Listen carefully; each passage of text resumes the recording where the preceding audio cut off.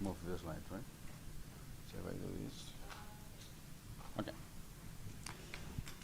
Hi everyone, it's great to be here at Common Knowledge Conference. I'm Arnau Via.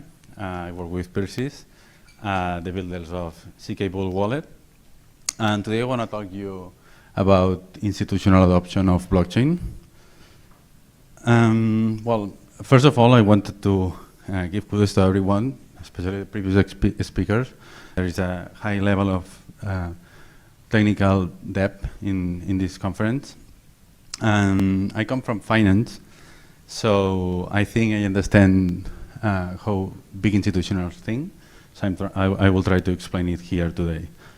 Let me start. Sorry.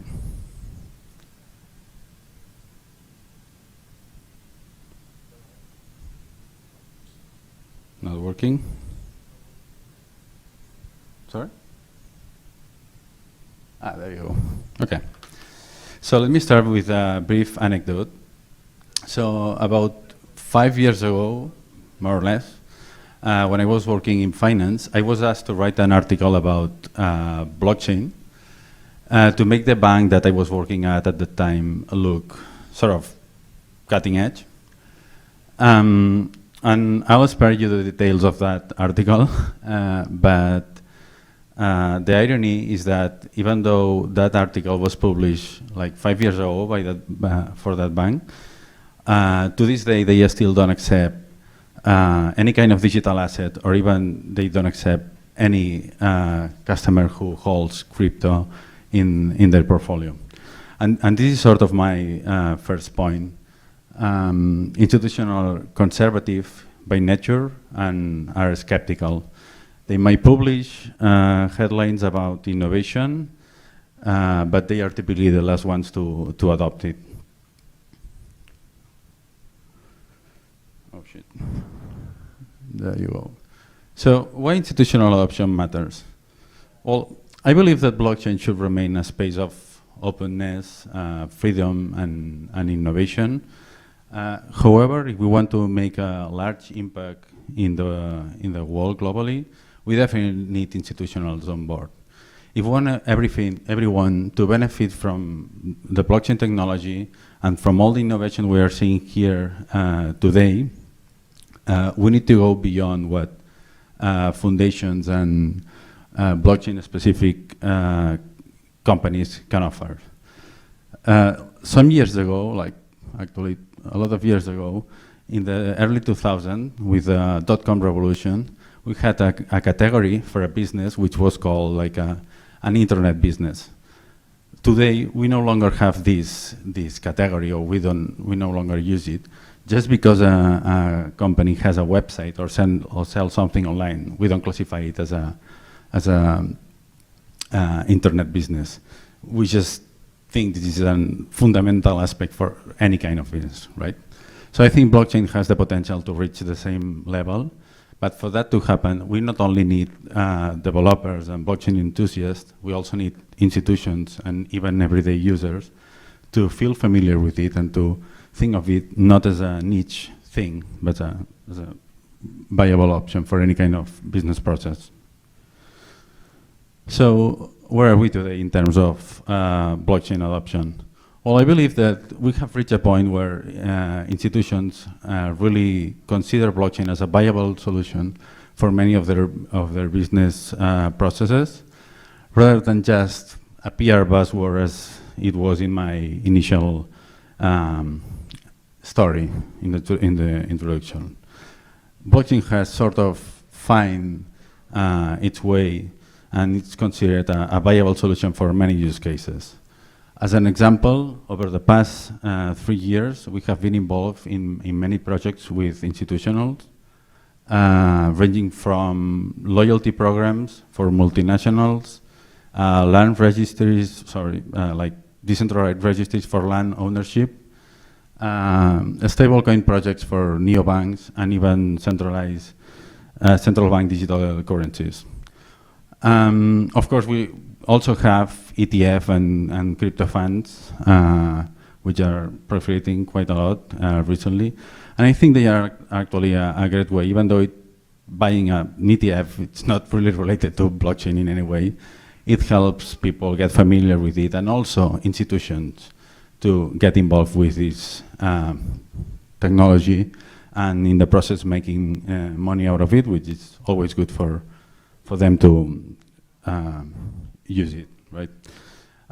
Blockchain, of course, excels in payments. This is what it was created for at the beginning, but it's also really helpful for many other business processes, especially those that are related to investment or where traceability and transparency are valued, and also when multiple parties are involved in the process.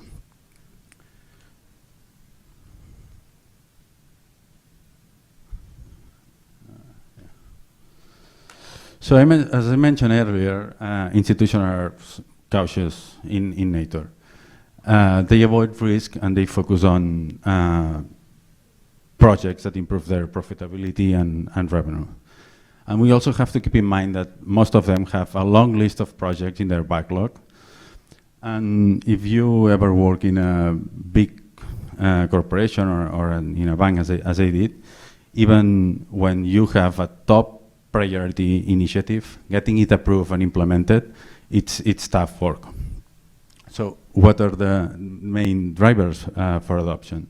So the two key ones are high potential rewards and low risk.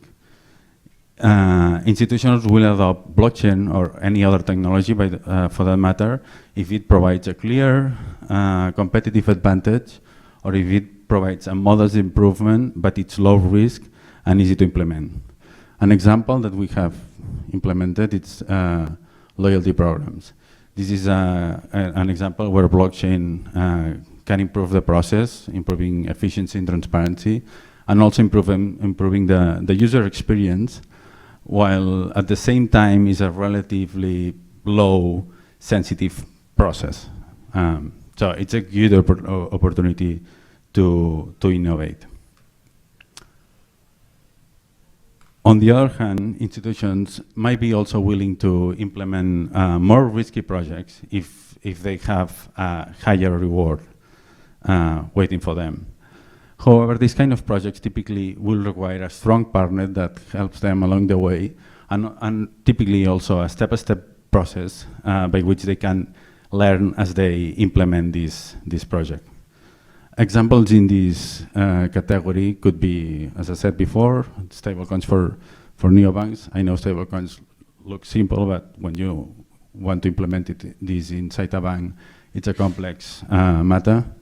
The JP Morgan initiative for Forex settlement for all their customers, I think this is a really powerful one. And also, as I mentioned before, all the ETF fund related to crypto. These all have in common that even though they touch on a more sensitive process, they have high rewards for them. So we have talked about the key drivers. I think it's worth spending some time discussing about some of the barriers to adoption, and I think these are the three main ones. The first one may look a little bit out of place here, but even though one of the blockchain selling point is that it's a global network and that it enables anyone to connect to someone else without any intermediary, from the point of view of an institution, this is not that clear.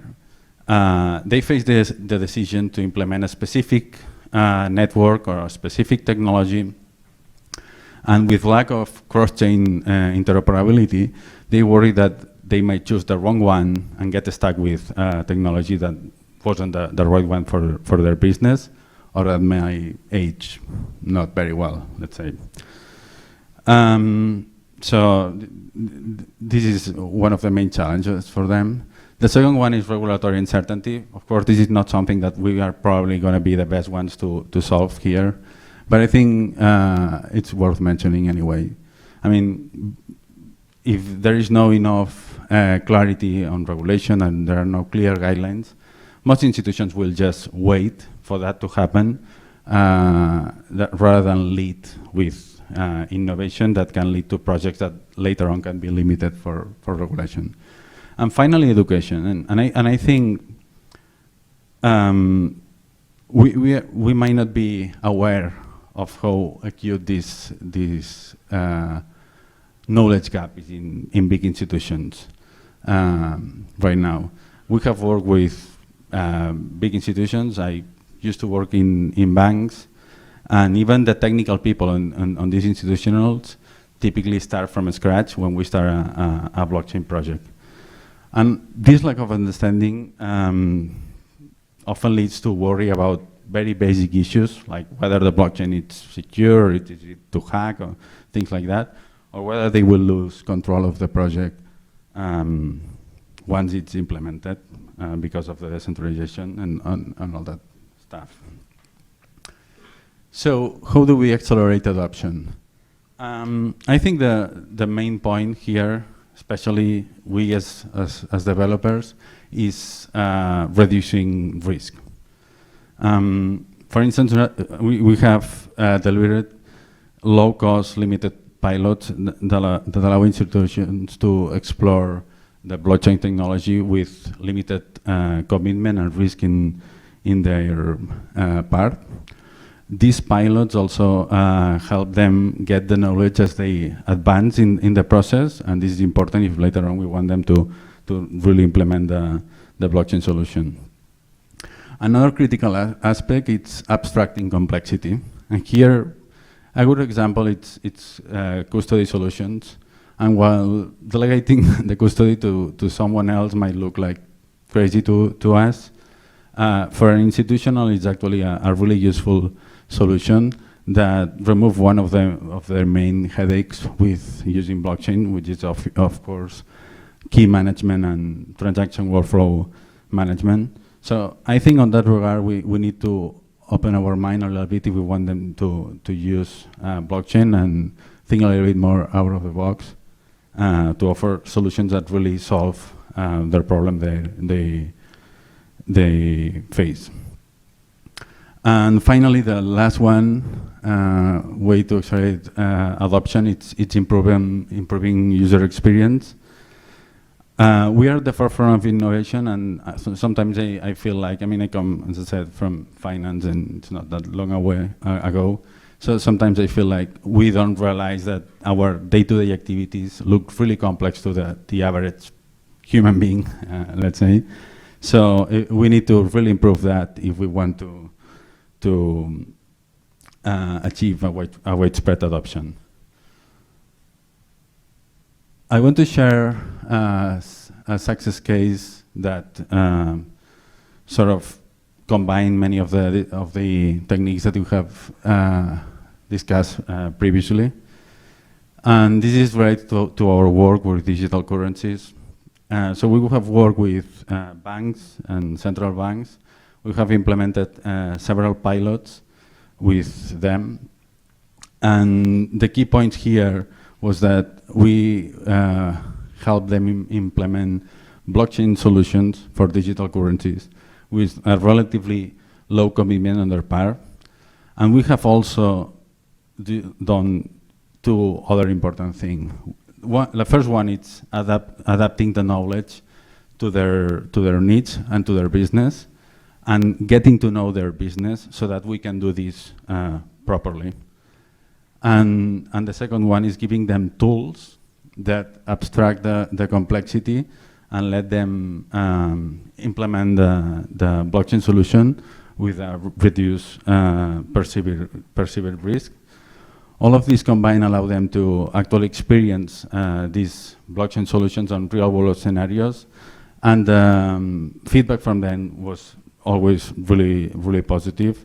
And most of them are looking forward to next phases, which at the end of the day, it's the clear proof that they are happy with we have been doing in these projects.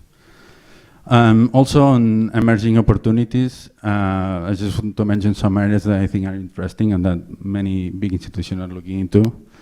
And these are FX, blockchain-enabled FX transactions, carbon credit tokenization. This is a big one because also combines sustainability, which of course is a big trend. Financial instruments in general, settlement of financial instruments, like doing a swap, it's something that seems so simple in blockchain and in the traditional financial industry. It's an extreme nightmare with a lot of administrative process and a lot of people involved. Well, and in general, asset tokenization. All of these have something in common, which is that they have high rewards for the institutions that are involved in these processes, that have high revenue related to it. But at the same time, they fall into this category where they are sensitive processes with some complexity legally and operationally. But I think it is worth looking into them if we want to help them implement and adopt blockchain to their processes. And in conclusion, I just wanted to make a brief summary of the points that we have discussed. The first one is that I really think that we need institutions to be on board for to bring blockchain to everyone. Second is that institutional adoption is actually a gradual process and that requires collaboration and big partnerships. And the way to do it is addressing the key drivers that we have discussed before. So focusing on showing their rewards is important, but most importantly, especially from us, is reducing the perceived risk for them. And if we can do that, we can probably bridge the gap between blockchain innovation and institutional adoption. Also, the success stories that I have discussed demonstrate that with the right approach, especially if we give them the adequate education, we simplify complexity and improve user experience.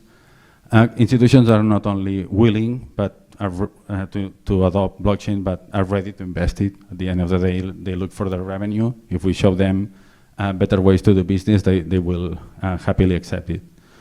So I think just with these key points, education, reducing risk, and simplifying user experience, we can bring the potential of blockchain to big institutions and to widespread use in general. Thank you.